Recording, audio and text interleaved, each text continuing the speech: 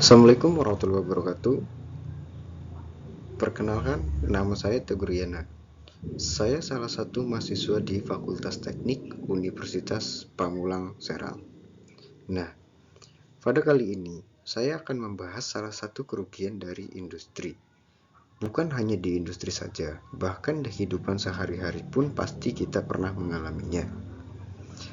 Salah satu dari dampak kerugian industri tersebut adalah karat pada jalur perpipaan dan di bagian-bagian lainnya yang berhubungan dengan besi ataupun baja. Nah, lo tahu nggak apa yang dimaksud dengan berkarat? Memangnya besi bisa berkarat? Itu seperti apa sih? Ternyata, karat juga punya nama lain, yaitu korosi. Kita bahas mengenai apa itu korosi.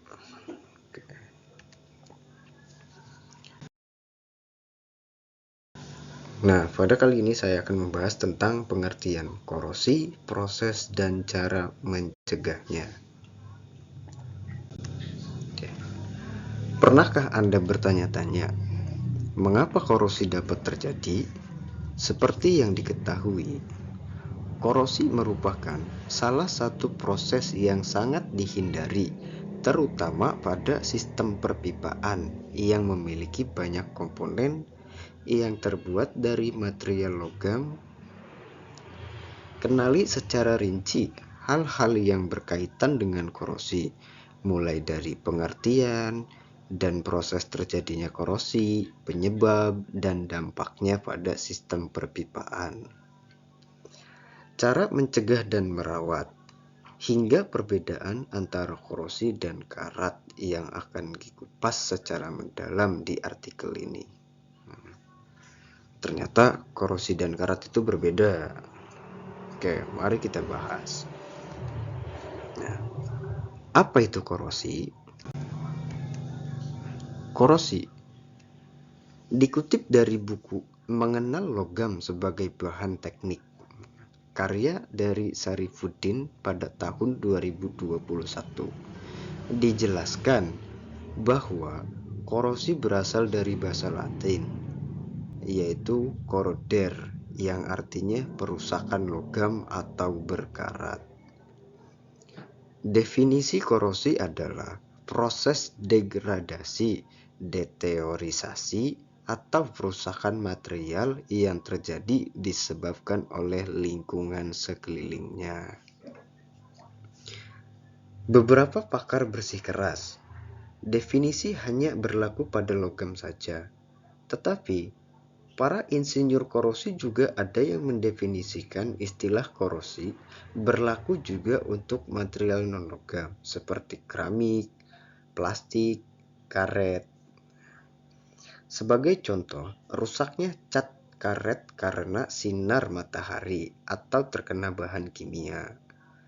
Mencairnya lapisan tungku pembuatan baja. Serangan logam yang solid oleh logam yang cair atau liquid metal corrosion. Ada banyak penyebab dari korosi pada logam. Yang pertama adalah oksigen dan uap air. Oksigen dan uap air menjadi faktor utama yang menyebabkan sebuah logam cepat terkorosi.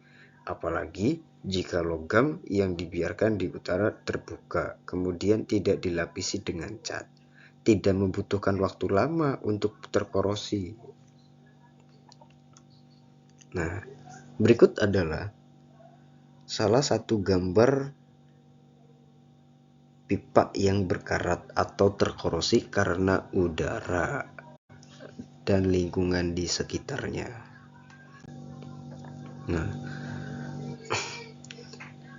Nah, berikutnya adalah proses terjadinya korosi.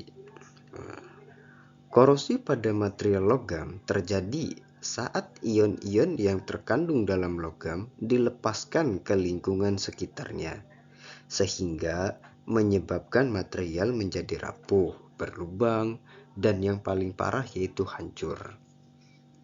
Proses terjadinya korosi melibatkan beberapa tahapan yang meliputi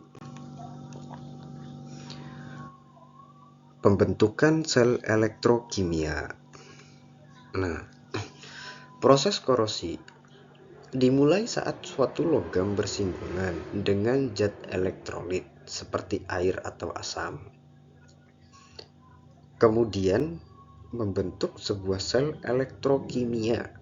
Sel ini terdiri dari sebuah elektroda positif dan negatif yang dipisahkan oleh lapisan elektrolitik.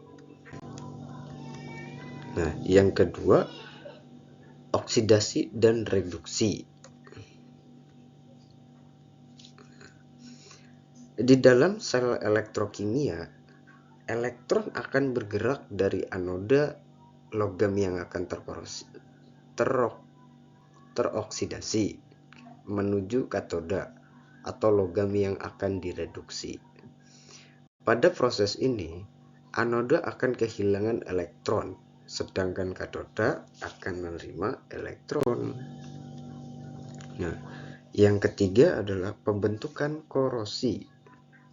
Nah, selanjutnya, logam yang terkorodasi membentuk ion logam positif dan melepaskan elektron ke dalam elektrolit.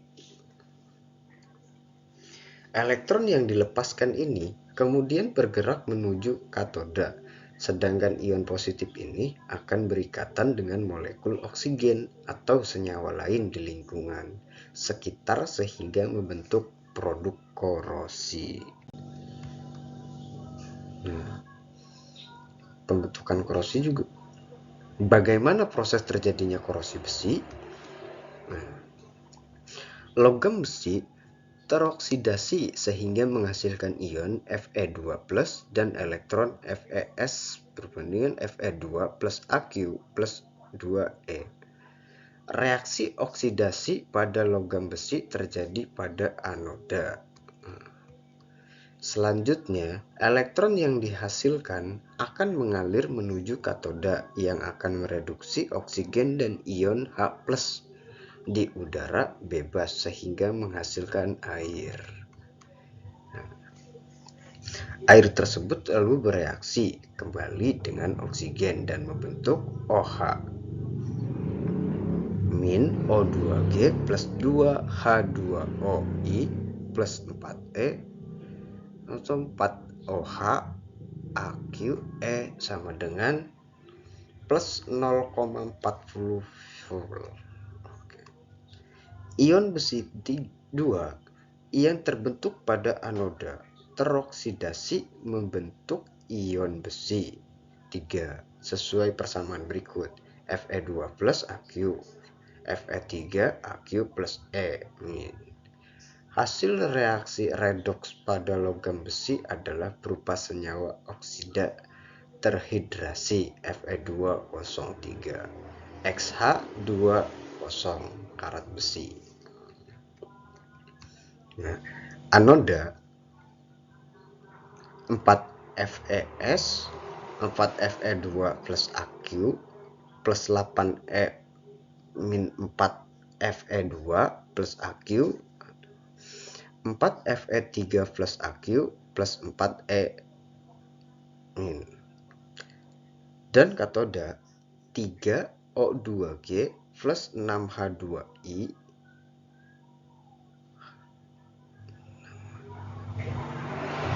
plus 12E plus 12OH Aq 4EFS plus 302G plus 6H20I 4Fe3 plus Aq plus 12OH min Aq plus 4FeOH3S 4FeOH3S plus Fe203 XH20 karat.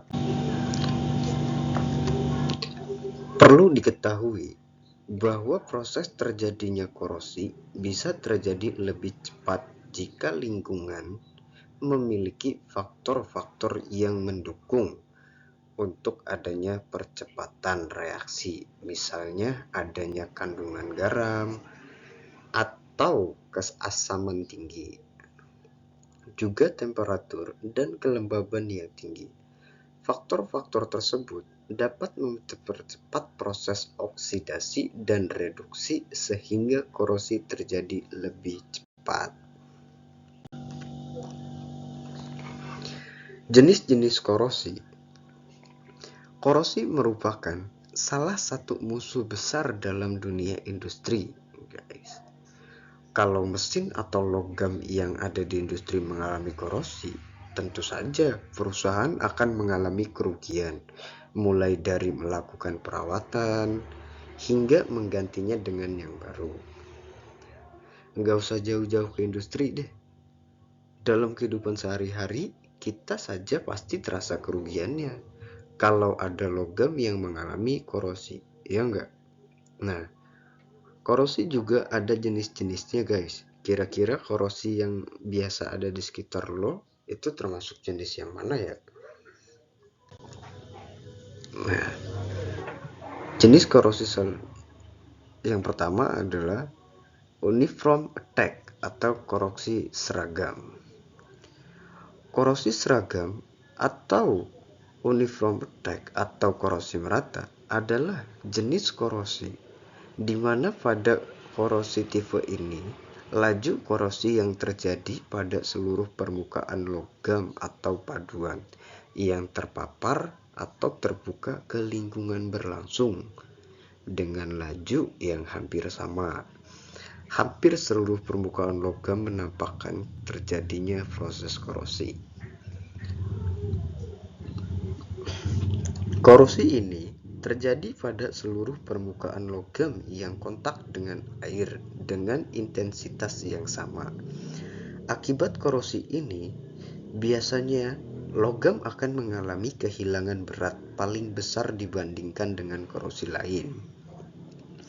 Korosi ini biasa terjadi pada baja karbon yang berada di dalam lingkungan atmosfer korosif.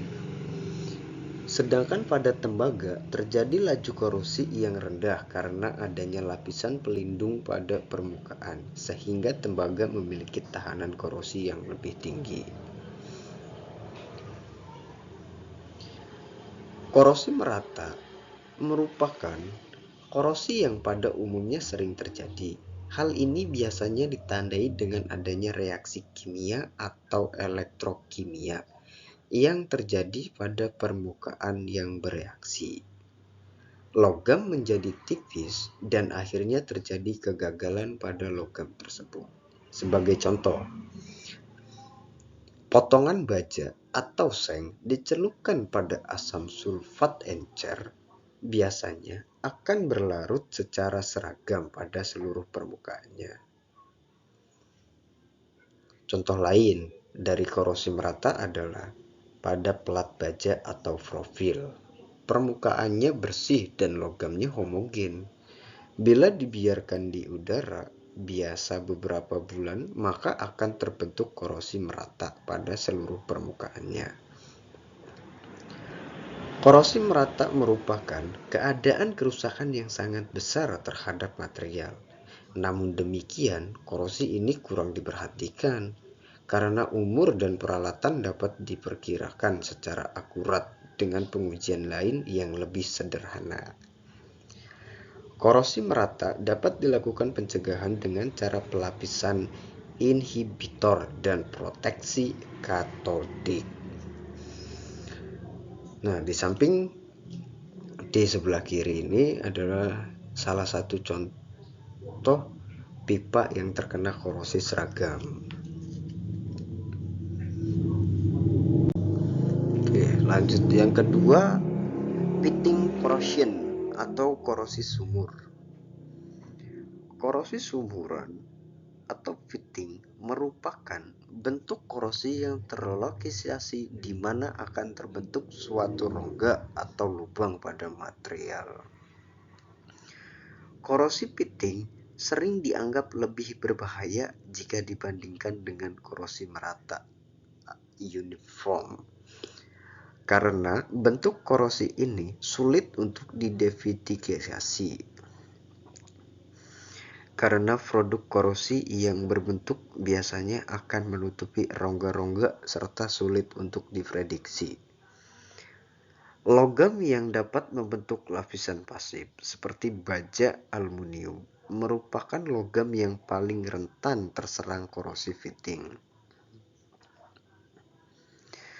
Kegagalan material akibat korosi fitting terjadi melalui mekanisme penetrasi dengan presentasi kehilangan berat Weights loss yang sangat kecil. Korosi fitting dapat membentuk suatu rongga atau lubang dengan struktur yang terbuka uncovered atau tertutup covered dengan membran semi-variabel dari produk korosinya. Rongga yang terbentuk dapat pula berbentuk hemispherical atau cup-shaped. Terdapat 7 bentuk rongga hasil dari korosi fitting seperti terlihat pada gambar yang ada di sebelah kanan di bawah ini. Ini adalah contoh-contoh bentuk rongga pada korosi fitting. Ada narrow div, elliptical, wedge shallow, subsurface, undercutting, horizontal, dan vertikal. Nah, dan yang di sebelah kiri ini adalah contoh gambar korosi fitting, di mana pada gambar tersebut terlihat ada bintik-bintik atau lubang-lubang.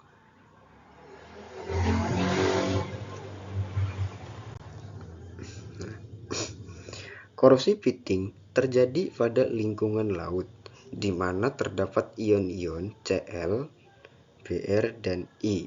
Ion-ion tersebut, terutama ion Cl, dapat menyebabkan logam baja terbentuk suatu sistem anoda dan initial fit akan terjadi.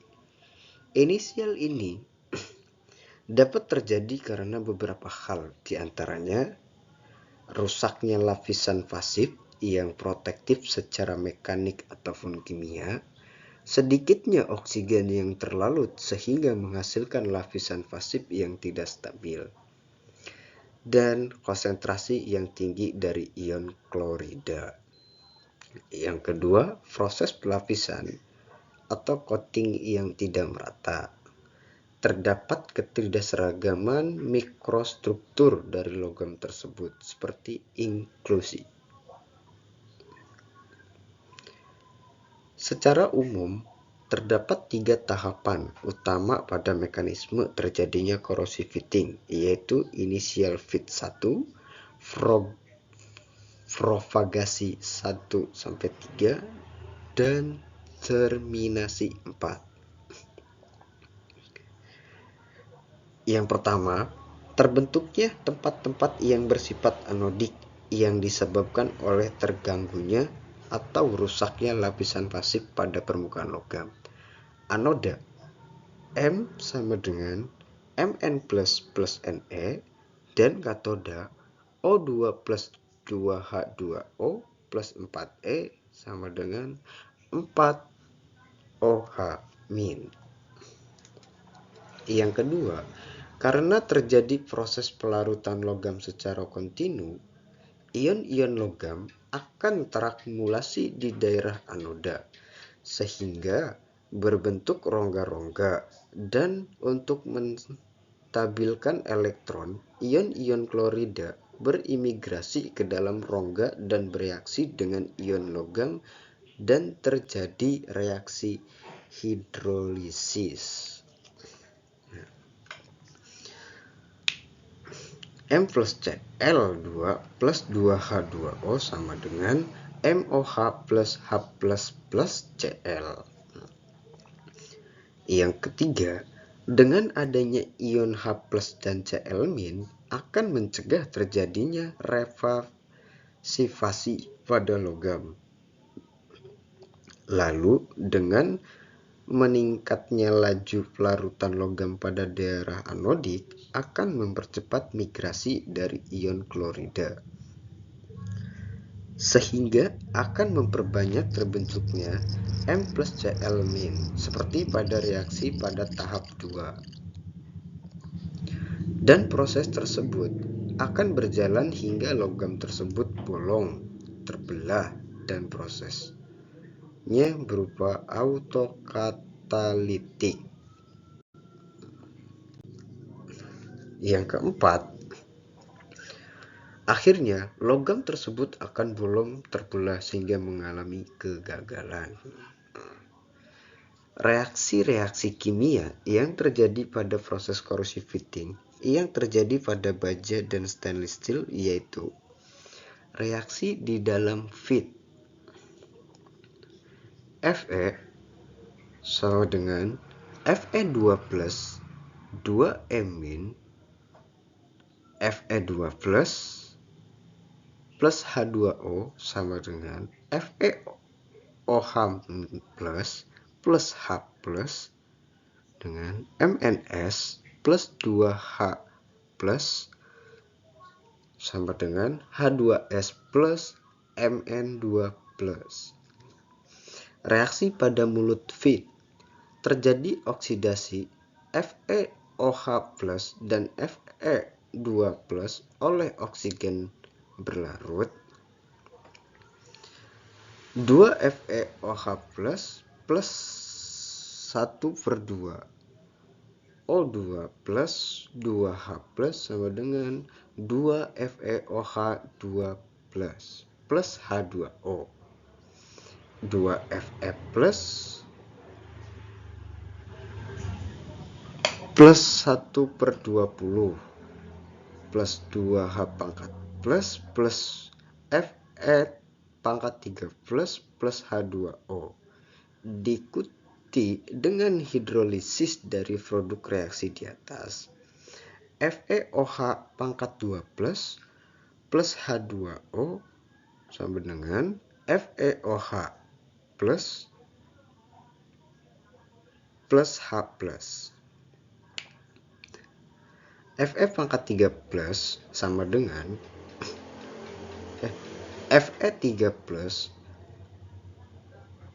H2O FeOH pangkat 2 plus H plus lalu terjadi presivitasi magnetit Fe3O4 dan karat 2 FeOH pangkat 2 plus Fe pangkat 2 plus 2H2O sama dengan Fe3O4 plus 6H plus. FeOH pangkat 2 plus OH min plus FeOOH plus H2O. Reaksi di luar fit terjadi reduksi dari oksigen berlarut. O2 plus 2H2O plus 4E sama dengan 4OH min dan reduksi karat menjadi magnetit. 3 FeOOH plus E min sama dengan Fe3O4 plus H2O plus OH min.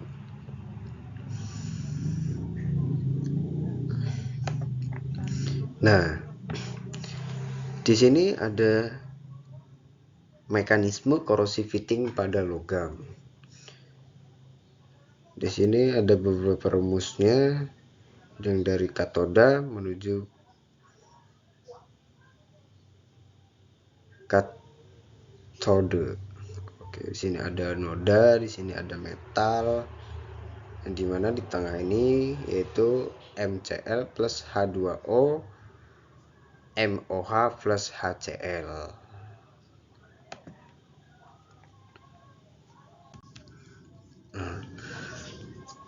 Pencegahan dari corrosive fitting dapat dilakukan dengan cara menggunakan material dengan elemen paduan yang ditujuk untuk fitting resisten. Contohnya penambahan molybdenum pada stainless steel menjaga agar permukaan material merata, mengcoating material dan menggunakan proteksi katodik dan inhibitor. Jangan biarkan potensial melewati nilai kritis. Jika memungkinkan, dioperasikan pada temperatur rendah.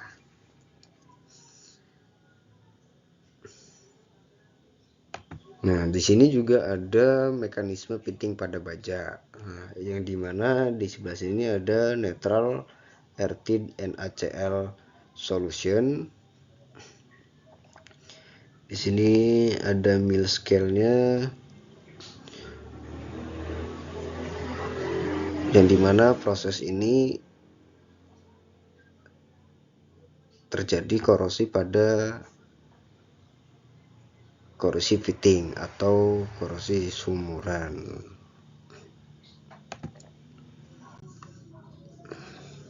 Selanjutnya ada erosion korosi atau korosi erosi. Korosi erosi adalah efek gabungan yang terjadi akibat korosi dan erosi dan disebabkan oleh aliran cepat fluida turbulen pada permukaan logam. Fitting yang sering ditemukan pada permukaan bagian dalam pipa merupakan penyebab terutama terjadinya turbulensi. Laju erosi meningkat pada kondisi turbulen dan dapat mengakibatkan kebocoran pada pipa dan pipa. Korosi erosi juga dapat disebabkan oleh pengerjaan yang buruk. Jika gerinda di dalam tabung tidak dihilangkan selama pemasangan, gerinda bagian dalam ini akan menyebabkan turbulensi lokal dan menghambat kelancaran aliran fluida. Hal ini menyebabkan tingginya tingkat lubang di dalam tabung. Ketika fluida mengalir melalui pipa, kecepatan fluida dan efek fisik dari pergerakan fluida terhadap permukaan digabungkan dengan aksi korosif dari fluida yang bergerak. Hal ini pada gilirannya menyebabkan percepatan hilangnya logam. Logam biasanya memiliki lapisan pelindung yang merupakan bagian pertama yang terkikis oleh cairan. Setelah lapisan film hilang, logam telanjang akan terkena korosi. Korosi jenis ini biasanya terjadi pada daerah penyempitan. Ini adalah area di mana terdapat penyumbatan, ujung saluran masuk, impeller, pompa, serta tempat lain yang memiliki laju aliran tinggi. Korosi budidaya merupakan salah satu bentuk korosi erosi. Ini adalah jenis khusus yang disebabkan oleh gelembung air yang dihasilkan oleh impeller berkecepatan tinggi. Hal ini menyebabkan terbentuknya lubang-lubang pada permukaan logam. Nah, untuk mencegah korosi erosi, di sini ada beberapa cara mencegahnya. Korosi erosi dapat dicegah atau dikurangi melalui salah satu metode berikut. Yang pertama, kurangi turbulensi cairan dalam tabung dan menyederhanakan pipa. Yang kedua, kontrol pencepatan fluida untuk mengurangi kecepatan aliran tinggi. Gunakan bahan yang tahan korosi. Pastikan seluruh sistem perpipaan telah dibersihkan. Ganti sudut tajam pada sistem perpipaan dengan sudut yang lebih landai untuk menghindari penyempitan. Kurangi jumlah oksigen berlarut dalam cairan. Sesuaikan nilai pH cairan. Ganti paduan logamnya. Nah, ini adalah salah satu contoh dari korosi erosi.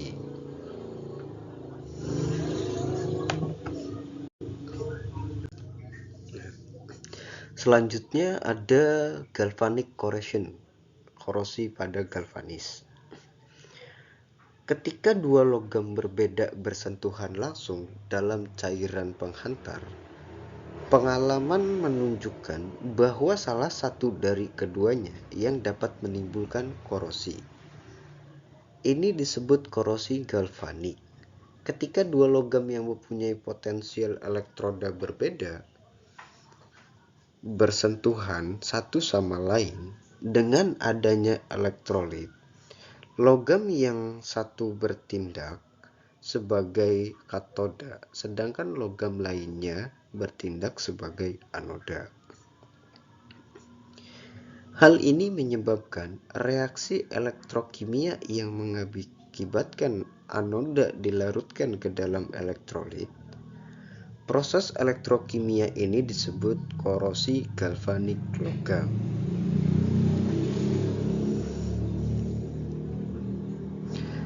Korosi galvanik hanya dapat terjadi bila terdapat jalur penghantar listrik yang menghubungkan logam dan bila terdapat elektrolit yang dapat memberikan saluran untuk migrasi ion. Nah, ini adalah salah satu rumus dari galvanic corrosion.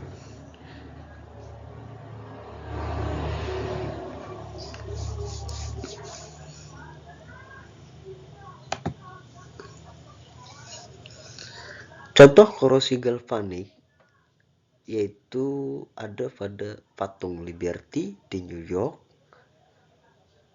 mengalami korosi galvanik.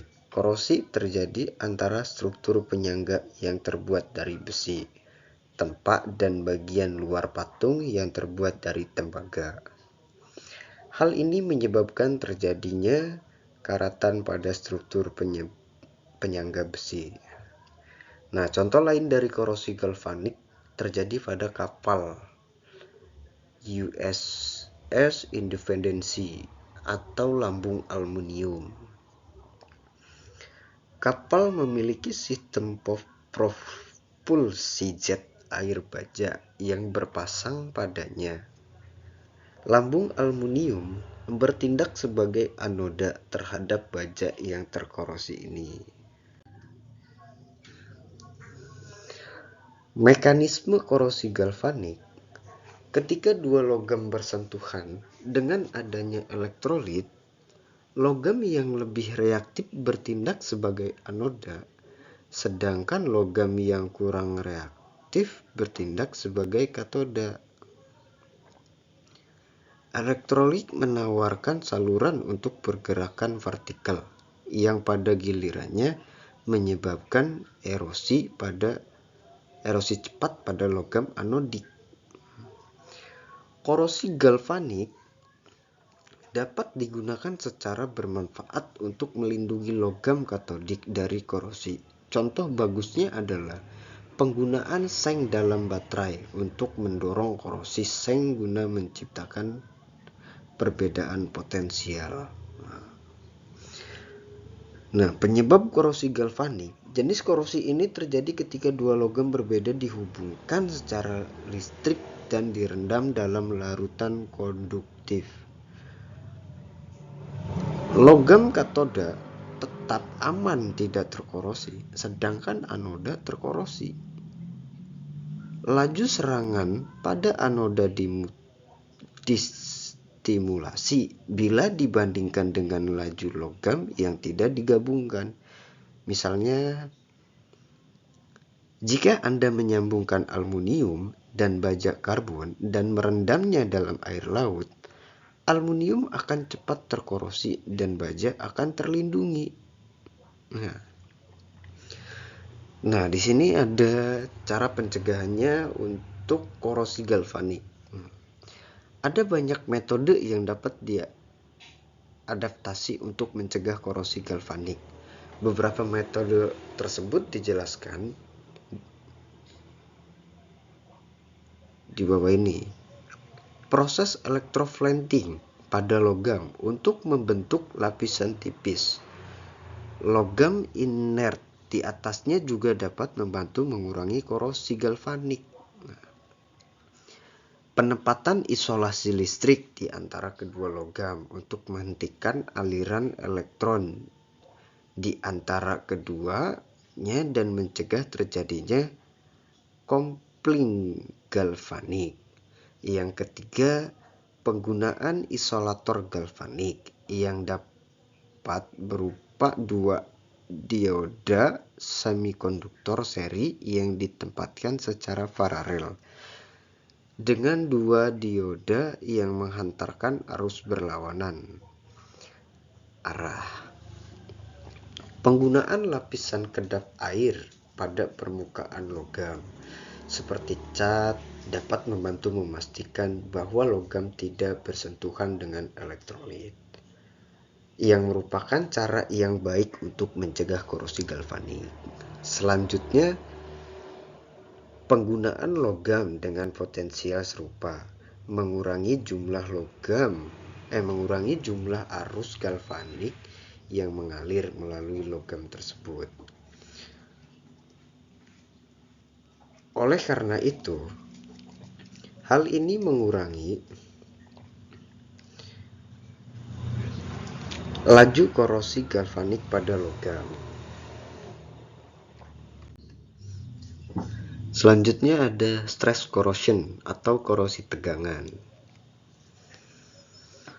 Korosi tegangan adalah perkembangan pembentukan korosi pada titik di mana konduktor logam terkena gaya tarik yang lebih tinggi, terutama pada suhu tinggi, yang biasanya ada ketika bahan terkena tegangan. Hal ini sering dikaitkan dengan logam besi yang sering terkena korosi tegangan. Penggunaan banyak panduan besi, terutama aluminium, besi, dan baja, dalam konstruksi saat ini telah menyebabkan peningkatan paparan korosi tegangan.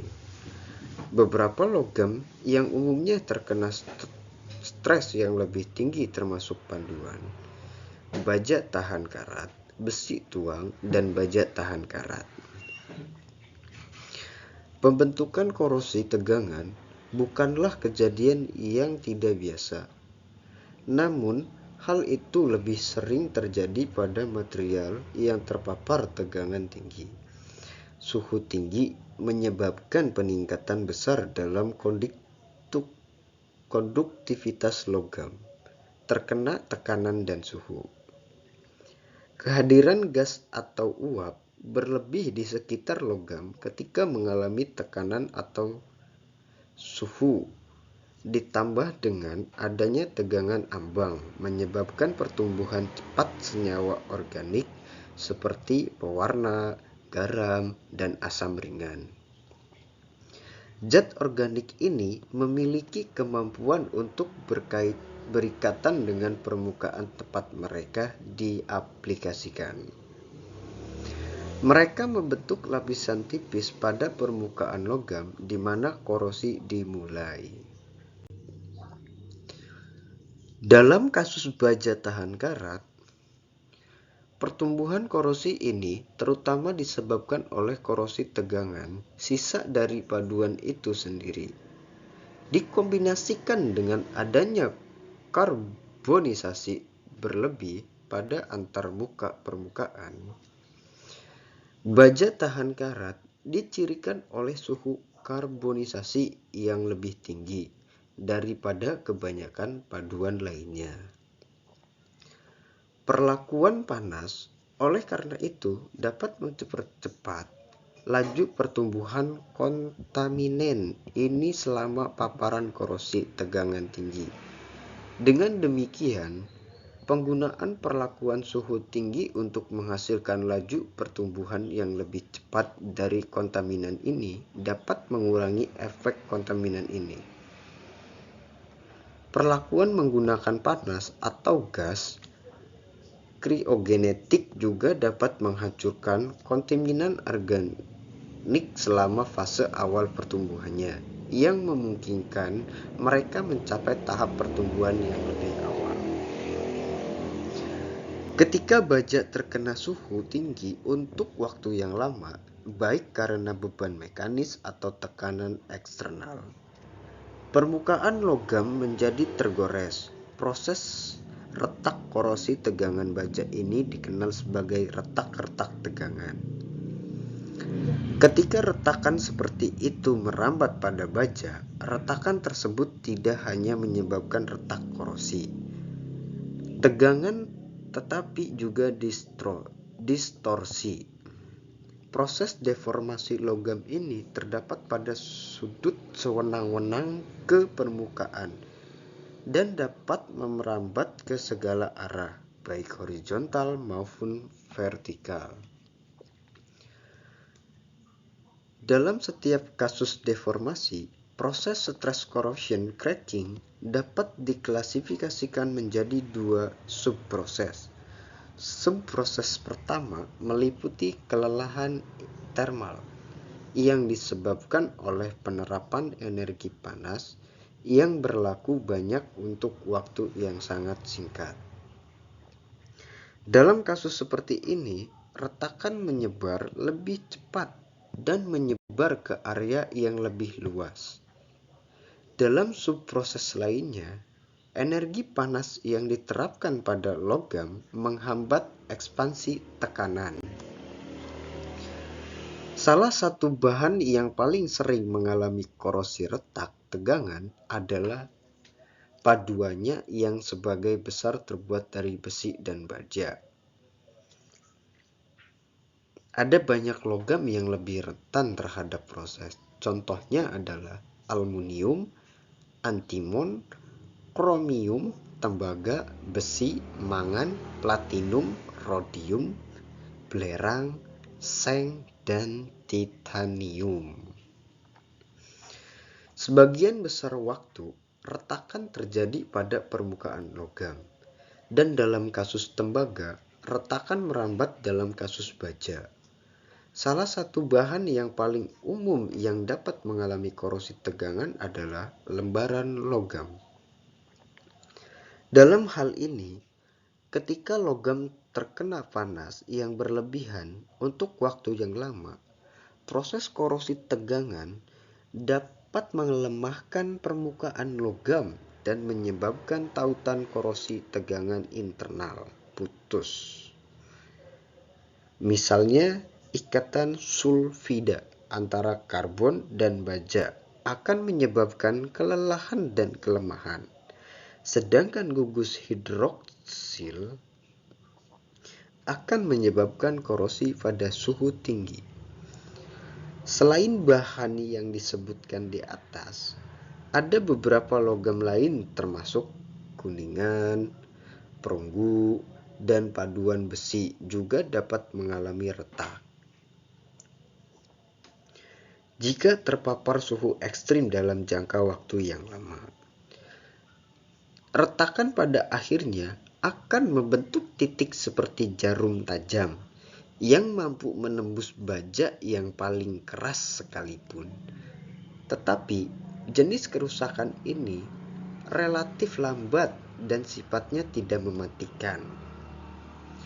Mencari tahu apa yang menyebabkan korosi merupakan tantangan ilmiah yang sedang berlangsung, yang dibuat lebih menantang dengan terus menggunakan teknologi baru dalam industri pertahanan.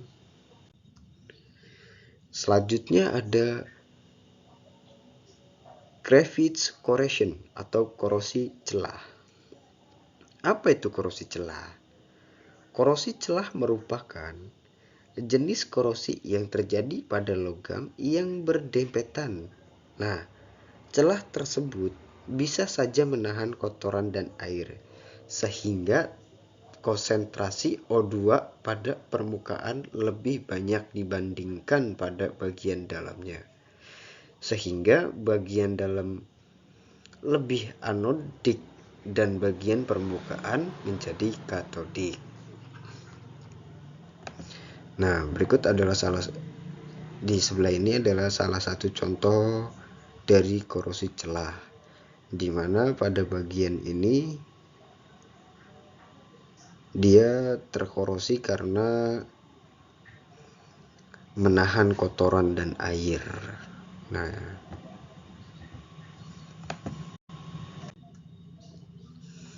Selanjutnya ada korosi mikrobiologi. Sesuai namanya, jenis korosi yang satu ini melibatkan mikroorganisme seperti bakteri, jamur, alga, dan protozoa. Jadi, si mikroorganisme itu akan menempel di permukaan logam dalam bentuk lapisan tipis atau biodeposit. Setelah beberapa jam, pada lapisan logam akan mulai nampak bintik-bintik korosi. Biokorosi adalah fenomena yang akan menyebabkan kerusakan material logam atau non-logam yang dirangsang oleh mikroorganisme yang berbeda. Contohnya pada gambar 1 dan 2. Nah, ini ya, gambar 1 dan 2. Ini gambar 1, ini gambar 2. Merupakan kerusakan berupa korosi eksternal akibat adanya atau mikroorganisme pada industri minyak bumi dan gas serta industri petrokimia.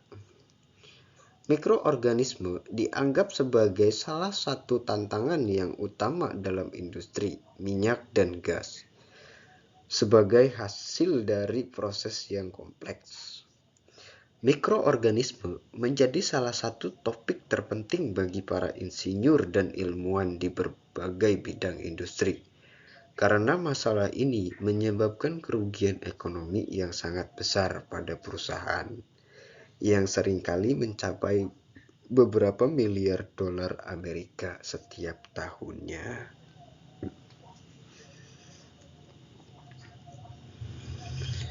Nah, pada gambar 1 ini, yang pertama, korosi eksternal akibat mikroorganisme pada pipa transmisi gas yang terkubur di tanah rawa lokasi kerusakan pada pipa. Yang kedua ini, daerah pengelasan yang terkorosi setelah lapisan aspal dan produk korosi dibersihkan. Yang ketiga, pembesaran lubang korosi akibat mikroorganisme. Yang selanjutnya ini ada yang pertama itu ini kerusakan atau korosi mikrobiologi di industri petrokimia. Yang ini di industri minyak bumi. Nah, mikroorganisme penyebab beberapa jenis mikroorganisme tumbuh dan berkembang dalam sistem injeksi minyak, gas, dan air karena terdapat unsur-unsur penting yang dibutuhkan mikroorganisme. Mikroorganisme membutuhkan 4 elemen untuk berkembang, yaitu sumber karbon, air, donor elektron, dan akseptor elektron. Hidrokarbon dan senyawa organik lainnya merupakan sumber makanan yang sangat baik untuk berbagai macam mikroba, terutama jenis bakteri, archaea, dan eukarya. Dari 3 mikroorganisme yang ada di industri minyak dan gas, bakteri mendapat perhatian paling besar dari studi mikroorganisme.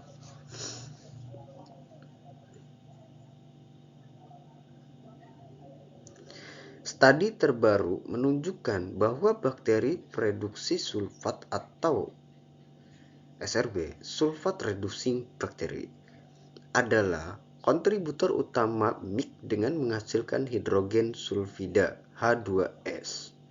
Namun, studi terbaru mengungkapkan bahwa lebih banyak spesies dengan mekanisme berbeda yang kompleks terlibat dalam proses seperti metanogen. Bakteri penghasil asam atau acid production bakteri pengoksidasi sulfur atau sulfur oxidizing bacteria, bakteri produksi besi atau iron reduction bacteria, dan bakteri pengoksidasi mangan. atau mangin oxidizing bacteria. SOB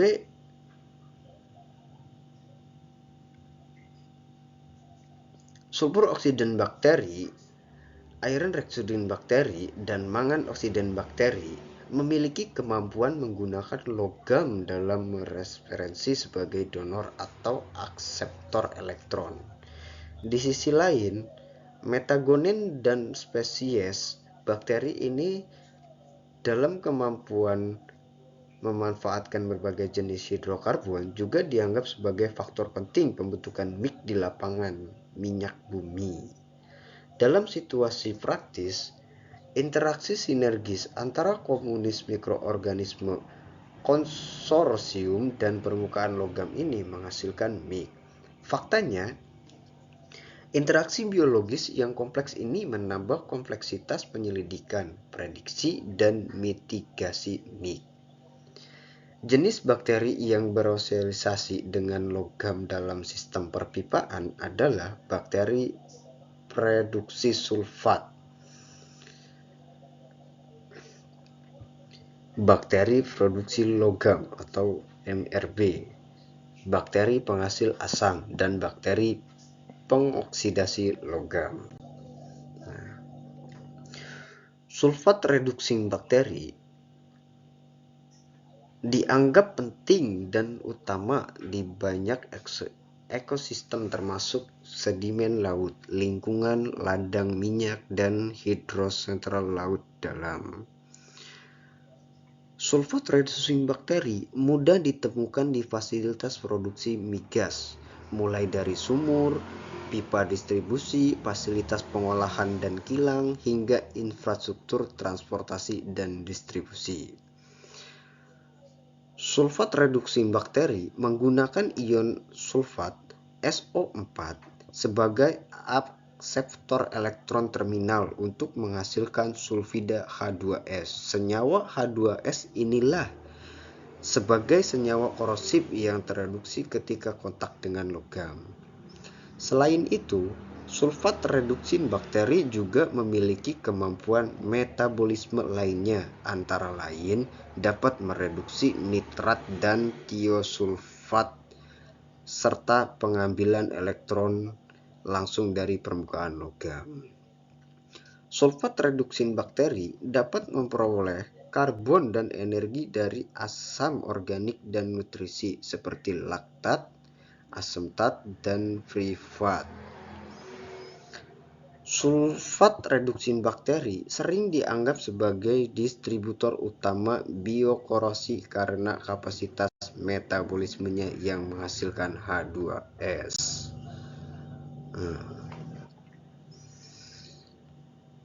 Ini adalah gambar dari skematis peran sulfat reducing bakteri dalam korosi yang dipengaruhi mikroorganisme. Pada gambar ini menunjukkan peran sulfat reducing bakteri dalam MIC pada pipa terkubur. Sulfat reducing bakteri menggunakan sulfat sebagai akseptor elektron terminal sebagai sumber energi. Reaksi dari sulfat reducing bakteri dan produk korosi yang dibentuk sebagai berikut. SO4 2- plus 9H plus 8E- banding HS- plus 4H2O. Fe2 plus HS plus min Fs plus H plus 2. Fe2 plus 2OH min menjadi FeOH2 FeOH2 menjadi Fe304 plus H2 plus 4H2O. Mekanisme korosi oleh sulfat reducing bakteri juga dapat dijelaskan melalui teori deflorasi katodik.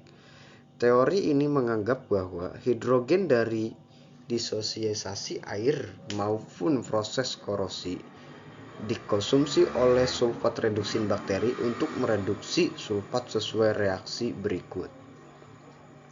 Reaksi disosiasi air 8H2O jadi 8OH- plus 8H+. Reaksi di daerah anoda Fe menjadi 4Fe2 plus 8E. Reaksi di daerah katoda 8E- plus 8H plus menjadi 4H2. Kemudian hidrogen yang dihasilkan baik dari disosiasi air ataupun proses korosi besi dikonsumsi oleh sulfat reduksin bakteri sebagai berikut. SO4 2- plus 8H menjadi S2- plus 4H2O. Fe2 plus S2- menjadi FeS. 3Fe2 plus 6OH- menjadi 3FeOH2. Reaksi secara keseluruhan 4Fe plus SO4 2- plus 4H2O menjadi 3FeOH2 plus Fe plus FeS plus 2OH-. Selanjutnya ada iron reduction bakteri. Iron reduction bakteri mampu mereduksi besi yang tidak larut menjadi besi yang berlarut. Juga telah dilaporkan bahwa iron reduction bakteri mampu memetabolisme akseptor elektron lain yang berbeda termasuk Mn, Ev, NO3-, NO2, S2O3, 2- SO3. Iron reduction bakteri sulit dipahami perannya dalam biokorosi karena persyaratan lingkungan yang anaerob dan keragaman metabolisme dari genus iron reduction bakteri yang berbeda. Keterlibatan iron reduction bakteri dalam MIC masih diperdebatkan. Siwanella telah dipelajari untuk peran iron reduction bakteri dalam biokorosi. Namun tidak banyak studi yang telah dilakukan untuk menyelidiki jenis iron reduction bakteri yang dominan dalam komunitas bakteri korosi.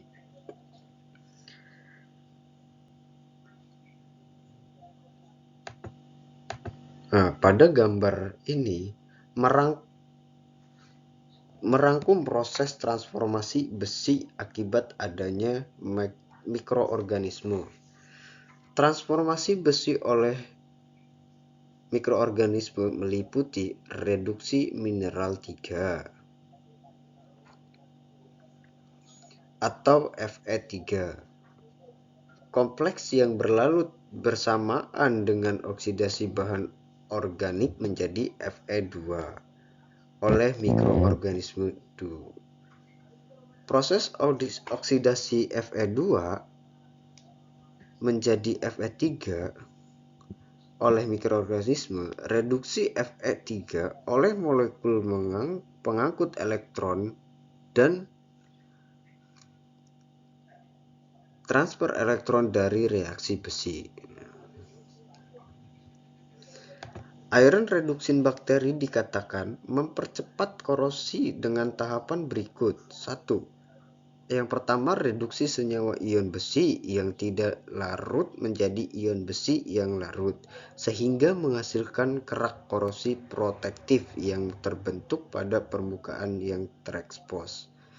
Dan pembentukan sel terkorosi di antara biofilm bakteri produksi besi, Geobacter, dapat menggunakan ion Fe3+ sebagai akseptor elektron dari sumber terlarut maupun dari kristal sehingga dapat menghilangkan senyawa besi protektif pada permukaan logam baja. Iron reduction bakteri dapat menghambat proses korosi melalui respirasi aerobiknya dengan menghasilkan oksigen dari sistem. Dilaporkan bahwa laju korosi baja karbon sekitar 4 pli pada kondisi biotik dengan adanya iron reducing bakteri jauh lebih rendah dibandingkan dalam bentuk abiotik yaitu sebesar 24 mpy mil/year. Selain itu, keberadaan iron reducing bakteri bersamaan dengan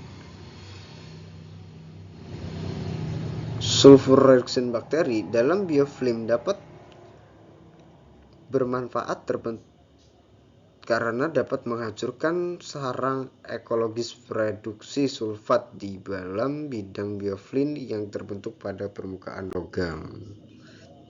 Nah, kesimpulan dari mikrobiologi influenced corrosion mempunyai dampak negatif pada integritas jaringan perpipaan dan peralatan di industri minyak dan gas.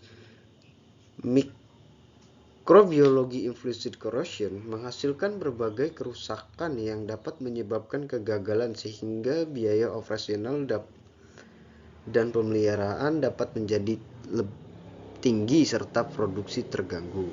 Microbiologically influenced corrosion disebabkan oleh berbagai jenis mikroorganisme seperti sulfur reduction bakteri, IRB yang tadi disebutkan, yang bereaksi secara bergantian atau spontan dan menghasilkan senyawa korosif melalui reaksi metabolismenya. Berbagai langkah deteksi, mitigasi, dan metodologi pencegahan sedang diterapkan di industri untuk mengatasi microbiologically influenced corrosion yang sangat kompleks. Namun pengembangan lebih lanjut masih diperlukan. Pengembangan teknologi pencegahan microbiologically influenced corrosion ini dapat mencakup penggunaan biosida organik yang ramah di lingkungan untuk menggantikan biosida, pemanfaatan rekayasa strain bakteri dalam pengendalian korosi.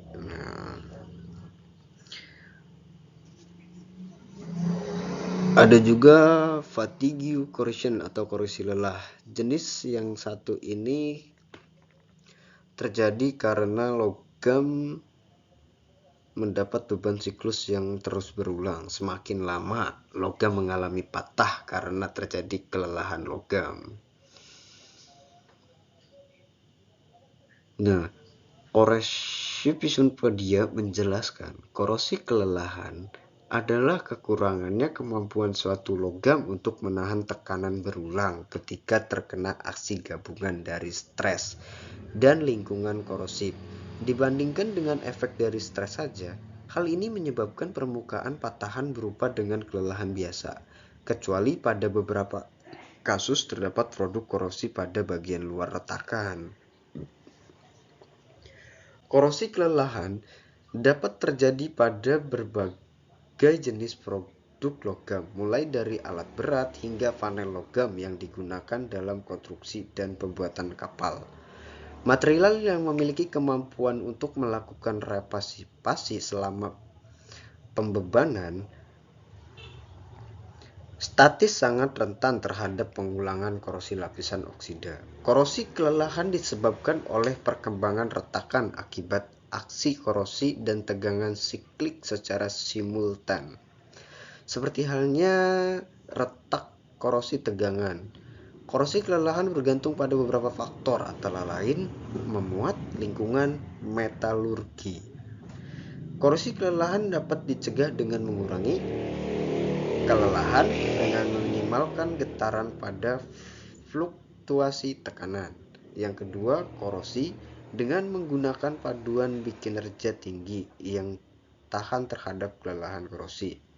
Yang ketiga, korosi dengan menggunakan pelapisan dan inhibitor untuk menunda timbulnya retakan kelelahan korosi. Meskipun tidak ada hubungan langsung antara sensitivitas terhadap kelelahan korosi, dapat sifat mekanisme material. Panduan berkekuatan tinggi cenderung paling rentan. Pada kelelahan normal, frekuensi siklus stres tidak penting, namun pada korosi kelelahan, tegangan siklus rendah lebih merusak dibandingkan tegangan frekuensi tinggi. Nah, perbedaan korosi dan karat. Korosi dan karat adalah dua istilah yang sering bersinggungan dan digunakan secara luas dalam konteks kerusakan pada material logam. Keduanya merupakan penyebab dehidrasi material yang berkaitan erat. Namun, yang perlu diketahui adalah karat merupakan bagian dari korosi. Lalu bagaimana cara membedakannya? Nah, korosi adalah istilah yang lebih umum dan merujuk pada kerusakan material logam akibat reaksi kimia dengan lingkungan sekitarnya.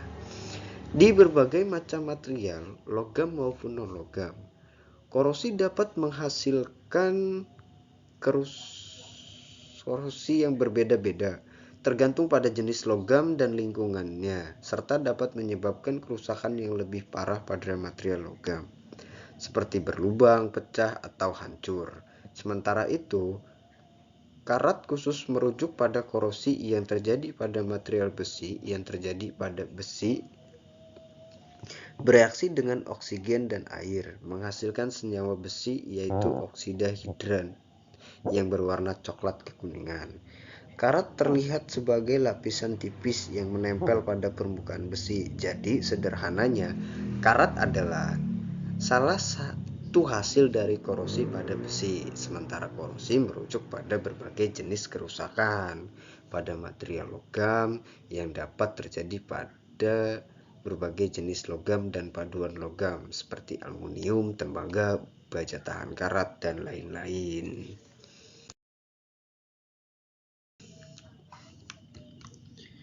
Nah, karat besi. Karat merupakan hasil dari korosi pada suatu logam besi yang berkarat di dalam pelajaran kimia akan membentuk sebuah rumus kimia. Rumus kimia karat besi adalah Fe2O3 NH2O. Korosi atau proses pengaratan merupakan proses elektrokimia pada proses pengaratan besi. Fe bertindak sebagai reduksi dan oksigen O2 yang berlarut dalam air bertindak sebagai pengoksidasi. Jadi dapat disimpulkan bahwa korosi adalah proses pengerusakan dari suatu logam yang pada akhirnya membentuk karat. Sementara itu untuk rumus kimia karat besi adalah Fe2O3NH2O. Nah, korosi pada pipa dan sistem perpipaan. Korosi dapat merusak struktur bangunan, kendaraan, peralatan industri, dan berbagai macam material logam lainnya, terutama komponen-komponen pada sistem perpipaan yang umumnya menggunakan material logam. Oleh karena itu, penting untuk mengetahui secara rinci tentang penyebab dan dampak, serta solusi dan cara mencegah korosi pada sistem perpipaan. Selain itu, ketahui juga cara merawat komponen perpipaan agar terhindar dari korosi dan masa pakainya lebih panjang. Nah, ini adalah salah satu bentuk contoh korosi pada pipa. Selanjutnya ada penyebab dan dampak. Korosi pada komponen perpipaan dapat terjadi karena oleh beberapa faktor, diantaranya kandungan air dalam pipa. Air yang mengalir dalam pipa dapat menjadi sumber zat elektrolit yang dapat memicu terjadinya korosi. Kandungan garam atau mineral di dalam dapat meningkatkan keasaman air dan menyebabkan korosi pada material pipa. Yang kedua yaitu reaksi kimia. Material pipa yang terbuat dari logam dapat bereaksi dengan zat kimia tertentu di dalam air seperti oksigen, sulfur, klorin, atau asam. Terus ada kondisi lingkungan. Kondisi lingkungan di sekitar pipa juga mempengaruhi terjadinya korosi seperti suhu atau kelembaban yang tinggi. Lingkungan yang asam atau basah juga dapat mempercepat proses korosi pada material pipa. Ada juga kualitas dari material komponen. Material pipa yang berkualitas rendah atau memiliki cacat produksi dapat lebih rentan terhadap terjadinya korosi.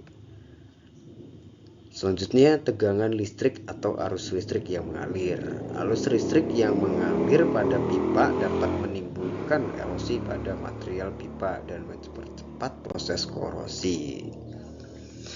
Sementara itu, timbulnya korosi pada komponen perpipaan juga dapat memiliki dampak yang serius, diantaranya kebocoran pipa. Korosi dapat merusak struktur material pipa sehingga pipa menjadi rapuh dan mudah pecah. Hal ini dapat menyebabkan kebocoran pipa, dapat merusak lingkungan sekitar, membahayakan keselamatan. Kerusakan peralatan. Kerusakan juga dapat merusak peralatan yang terhubung dengan sistem perpipaan seperti pipa, valve, flange, atau komponen lainnya. Kerusakan pada peralatan dapat mengganggu operasi sistem perpipaan secara keseluruhan dan mengharuskan adanya perbaikan yang biaya tinggi. Yang ketiga, ada kontaminasi air atau bahan yang diangkut akibat dari pengikisan pada material pipa merusak lapisan pelindung yang mencegah kontaminasi air atau bahan yang diangkut. Hal ini dapat menyebabkan kontaminasi dan bahan membahayakan kesehatan jika air atau bahan yang diangkut terkontaminasi. 4. Dampak lingkungan.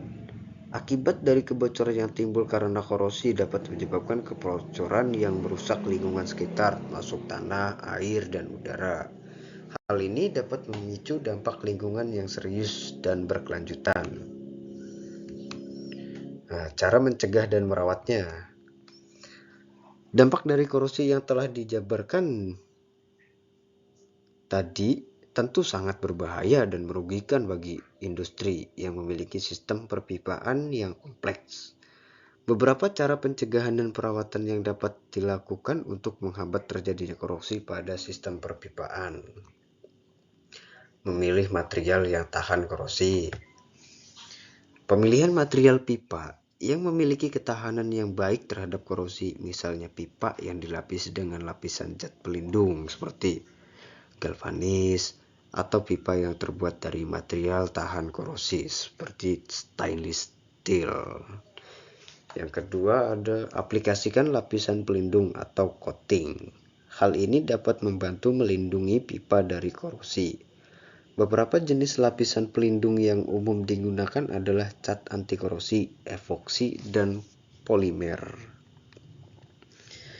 Infeksi dan pemeliharaan rutin. Lakukan inspeksi dan pemeliharaan rutin pada sistem perpipaan untuk mengidentifikasi tanda-tanda korosi pada pipa agar tindakan pencegahan dapat dilakukan sedini mungkin. Inspeksi dapat Pemeliharaan rutin juga dapat membantu memperpanjang umur sistem perpipaan. Pengelolaan lingkungan. Lingkungan yang kering dan bersih dapat membantu mencegah terjadinya korosi pada sistem perpipaan. Jangan biarkan pipa terkena air atau bahan kimia yang berbahaya yang dapat memicu korosi. Rutin kontrol kelembaban. Pastikan bahwa sistem perpipaan tidak terkena kelembaban yang berlebihan, sebab kondisi yang lembab dapat mempercepat terjadinya korosi pada pipa. Dengan melakukan pencegahan dan perawatan yang tepat, maka dapat mencegah terjadinya korosi pada sistem perpipaan. Hal ini dapat membantu memperpanjang umur sistem perpipaan dan mengurangi biaya perbaikan dan pergantian. Nah, setelah kita membahas tadi, sini ada beberapa contoh soal atau pertanyaan-pertanyaan tentang korosi. Nah, yang pertama ini, Nah, perhatikan pada gambar berikut ini. Ada 1, 2, 3, 4, 5. Dimana pada kelima gambar ini, yaitu di sini ada sebuah paku. Ini ada yang menggunakan CaCO3, ada yang menggunakan air juga, ada yang minyak, dan ada yang menggunakan air plus garam. Nah, proses korosi yang berlangsung paling lambat adalah, bagian mana yang proses korosinya yang berlangsung paling lambat? Apakah 1, 2, atau 3? Nah, mari kita bahas. Nah, keterangan masing-masing gambar di atas adalah sebagai berikut. Paku berada pada tabung terbuka sehingga O2 dapat masuk, tetapi di dalam tabung terdapat CaCO2 yang bersifat menyerap H2O sehingga udara tetap kering. Berarti lambat korosi yang pertama. Yang kedua, paku berada pada tabung terbuka yang berisi air atau paku berada pada medium yang mengandung O2 dan H2O, cepat korosi.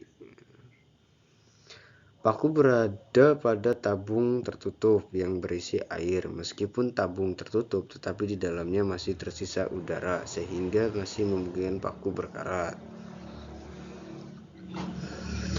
Paku berada pada medium tertutup yang berisi minyak. Berarti jumlah O2 dalam tabung terbatas dan H2O tidak dapat menembus minyak, sangat lambat. Paku berada pada tabung terbuka yang berisi air garam, sedangkan air garam bersifat elektrolit yang dapat mempercepat reaksi oksidasi, sangat cepat korosi. Jadi proses korosi yang berlangsung paling lambat adalah nomor 4. Nah, ini. Jadi jawabannya adalah nomor D.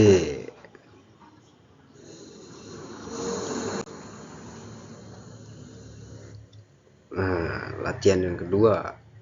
Nah, perhatikan gambar ini.